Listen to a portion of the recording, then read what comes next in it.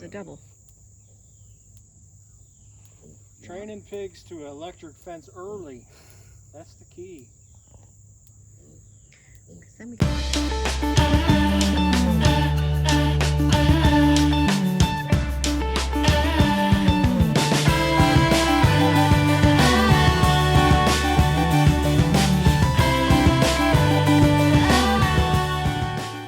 Here are the new pigs. Just got home. American guinea hogs, 5 weeks old. Hey girls. Hi babies. You're not quite used to people yet. We'll get there.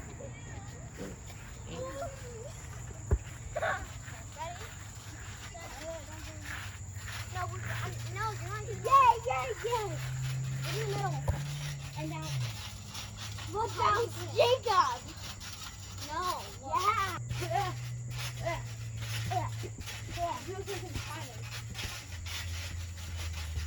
That one, I want that you weren't in my lap.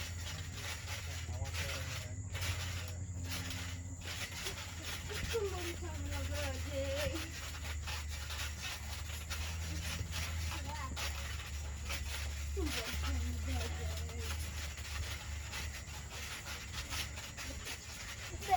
Need to set it in?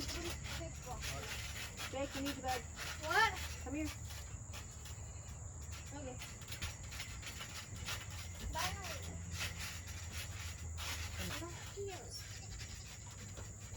You just started complaining that you wanted to go here. And Mom and Daddy are here. Hey Dad, hey Mom. No way. Yeah, you probably like it. I know, I wanted to go, but I had to do my grocery pickup. It always gets in the way. I know.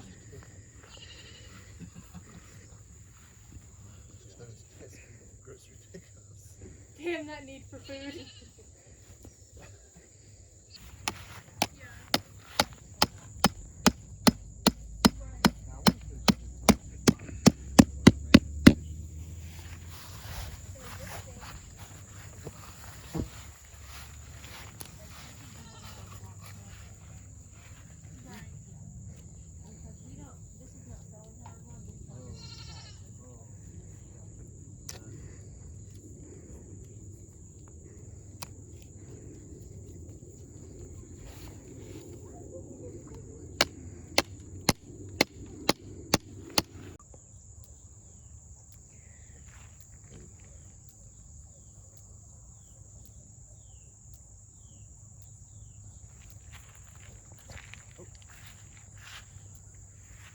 Felt it, but doesn't know that that's what it was.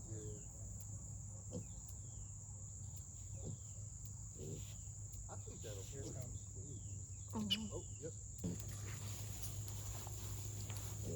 We're going to build them a shelter, but for right now, this is what they're going to have. That's a good place. On level. Got a tarp? Huh? Did you grab a tarp? Not yet. Whoop, I'm going to get it again, girls. Don't do it. Yes, ma'am. Yeah.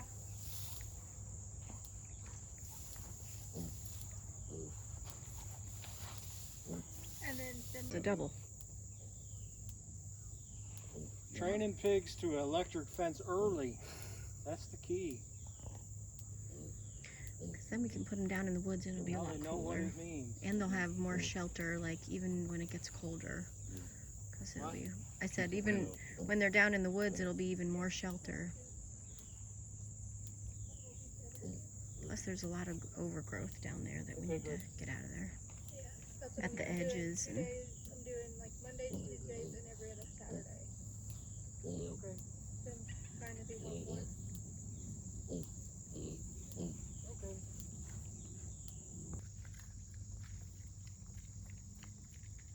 And still not used to humans. It's going to take a little bit. But they like to eat. Hi, little girls.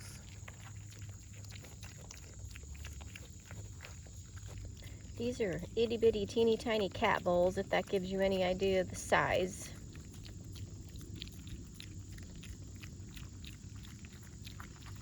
Right now we are just gonna have to train them to this fencing, which they've already gotten nicked a little bit, and they'll be sleeping in this little sheltered dog crate for now, just for the next couple weeks, and then they will have something that will move with them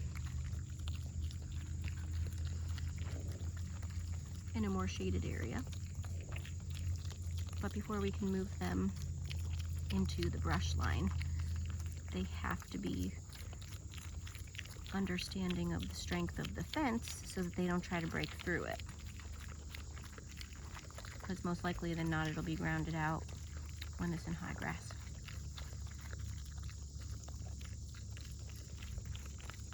What you think, Katie? For these hogs. Last year was just a sample year just to see if it was something that we could handle. And we loved this breed so much. This is American Guinea Hog breed. They're a heritage breed, and they've actually been on the endangered species list. They're a very docile breed. They're smaller than like Berkshires or other breeds that would be, you know, used directly for meat. These ladies that we had last year still gave us enough meat. Over 400 pounds between the two of them by the time we took them to butcher 8 months in. These girls are 5 weeks old.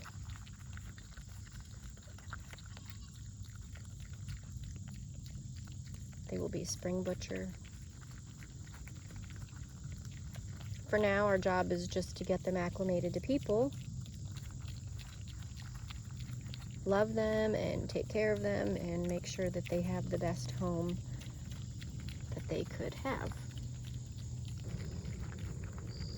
They're already enjoying being on grass again, and their mama was ready for them to be weaned for sure, so she can start putting on some more fat again. This breed of pig is known for its lard, its marbleized bacon. We got some delicious bacon, nice thick cut strips, 21 pounds out of our last set of pigs last year. And amazing pork butt, just really hardy brand of pig, breed of pig to be able to keep up with. And they're friendly, so the kids can be near them and feed them, and they don't grow so big that we can't get them onto a small horse trailer and take them where they need to go.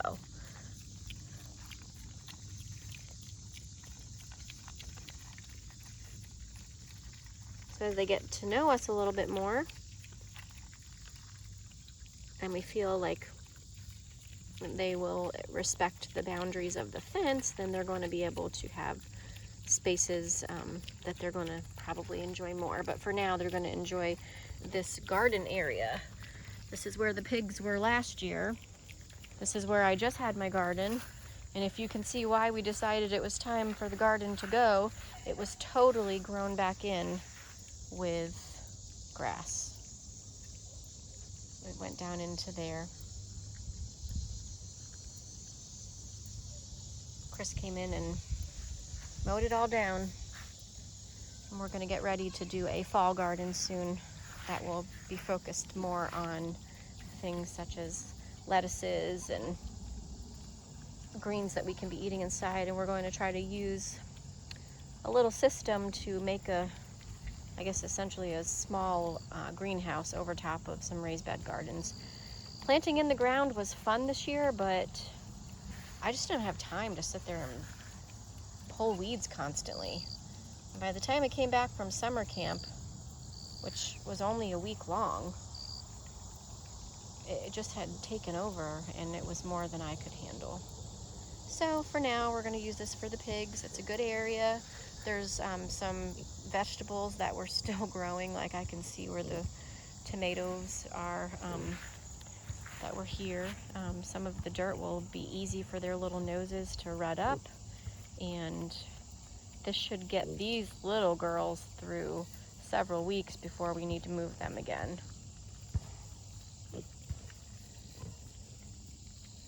They're a lot of fun to raise for food.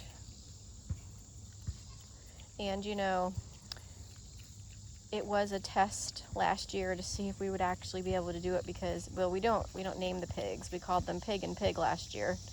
And as much as I would have loved to have named them, because they're just as friendly as little dogs once they get used to you, we knew what their purpose was, and they actually fed a lot of families. We gave a ton of meat away when we got the meat to begin with, and still have hopefully enough meat to sustain us until the next butcher. So it's definitely doable. Of course, feed costs have gone up this year by a lot, so we're going to have to just check into different options.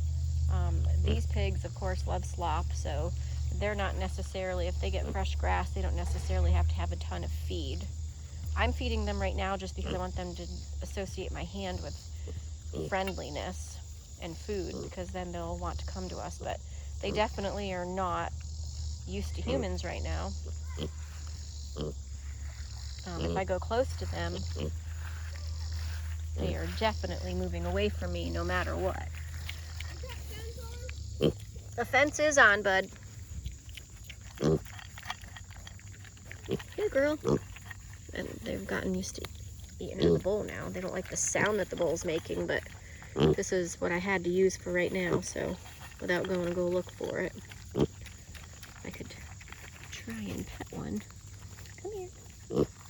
Here. Good girl. Come on. No, not yet, huh? Would rather go and eat something else than try to have me touch him. Come on. Come on, pretty girl. Good girl. Come on. You know you want it. Good girl. Good girl. Sniff. Good girl. Ooh, we just got a nudge. Come here, yeah. Hi. Oops. Come here. Come on, piggy piggy. Pig pig. Come on, pig pig. Nope. Let's see how long this one takes.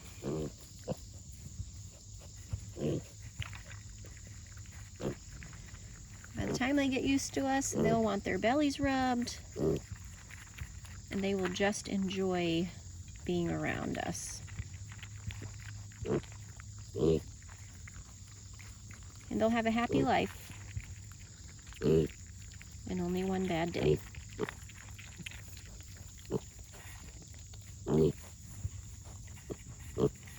The greatest thing about raising your own food is you don't have to worry about what is in your food. We're feeding these guys, you know, grain right now, so you don't necessarily know what's in that. But everything else that they're going to be eating is going to be pasture, weeds, brush, scraps.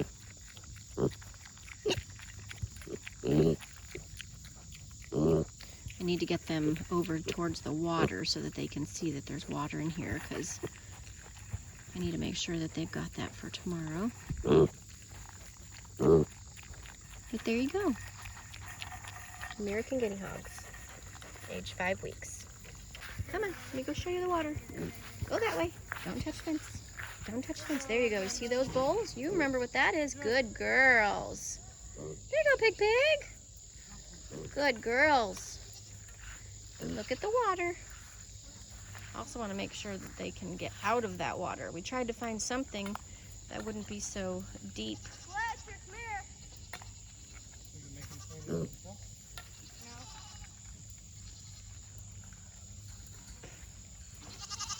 Did they find their bowl? They found the bowls, and I just moved them over by the water because I'm trying to teach them where the water is. There we go. There we go. Oh, can she get in? Oh. Can you get in it? Can you get in it? Yay, good girl. Good girl.